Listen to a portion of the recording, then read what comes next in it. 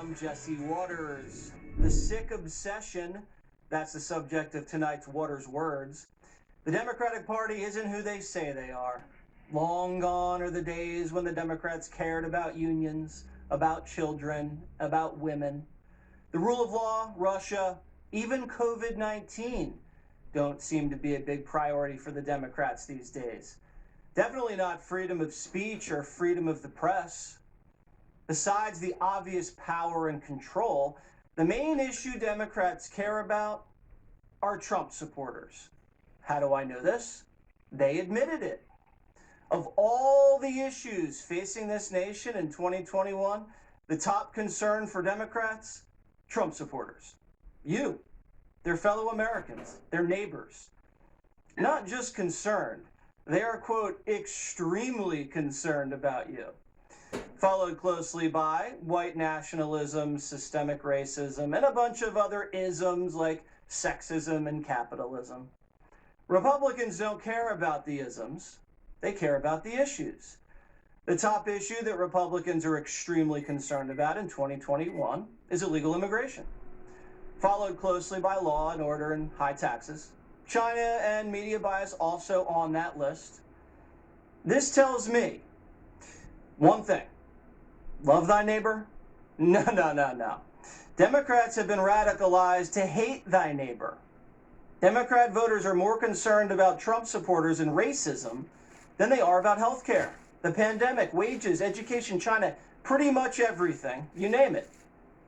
Democrats are more worried about who you voted for than whether their children can go to school, whether they can go back to work, and when they can get vaccinated. Trump derangement syndrome is officially showing up in the polling now. We're looking at mass psychosis, a deranged obsession. Donald Trump's not even in office anymore, and he's their top concern. Democrat leaders in Washington are entirely driven by emotion now. That emotion is hatred. Hatred for Trump and anyone who supports him.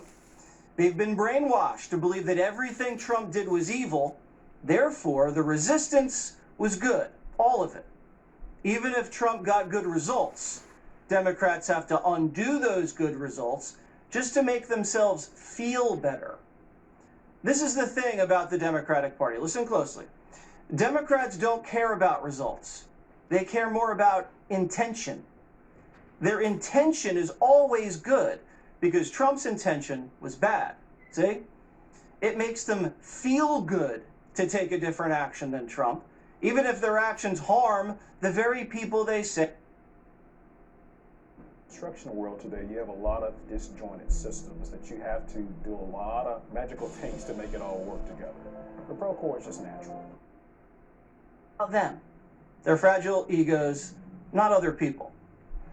How many times in the last 4 years did you hear Democrats try to act like tough guys on Russia and call Trump a patsy?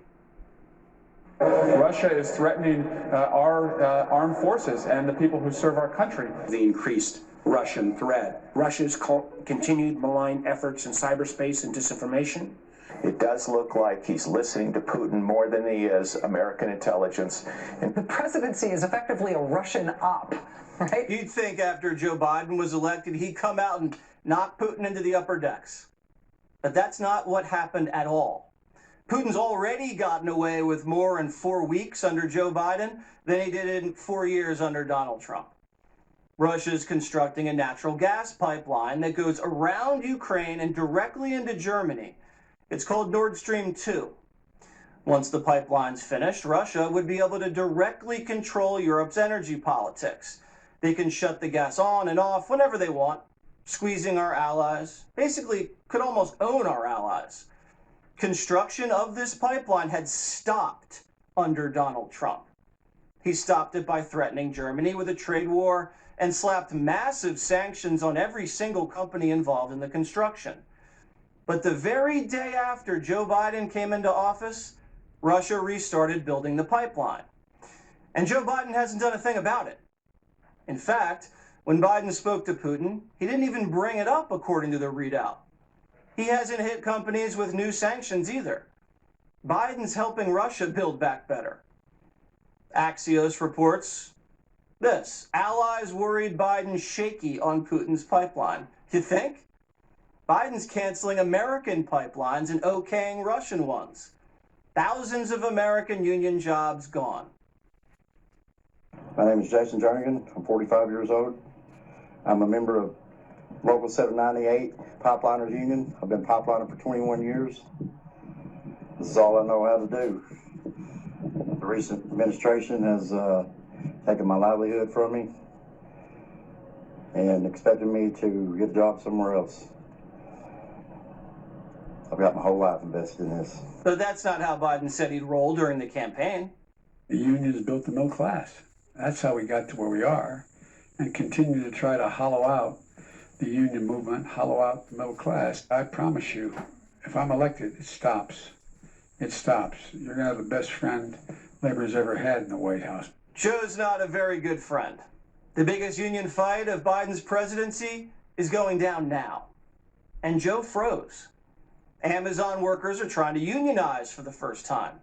6,000 workers at Amazon's Alabama warehouse are holding a vote to form and join a union.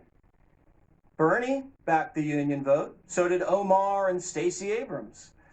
But when the workers asked Joe Biden for support, no, Joe stayed out of it. There are a number of reasons for Biden being two-faced, but they all involve money. Amazon bankrolled Biden's inauguration, and Amazon donated $7 million to the Biden campaign. They barely sent Trump a nickel. And Jay Carney, the Obama-Biden press secretary, runs the corporate affairs shop at Amazon. I'm sure he got a hold of Joe and told him to back off. And Jeff Bezos, the richest man in the world, Biden doesn't want to make him mad, especially because he owns the Washington Post, a paper that terrorized Donald Trump and helped put Joe in the White House. Politico put it perfectly. Union guy Joe Biden keeps his distance from Amazon union fight. Democrats only go to bat for the people that put them in power, not for the people who need the help the most.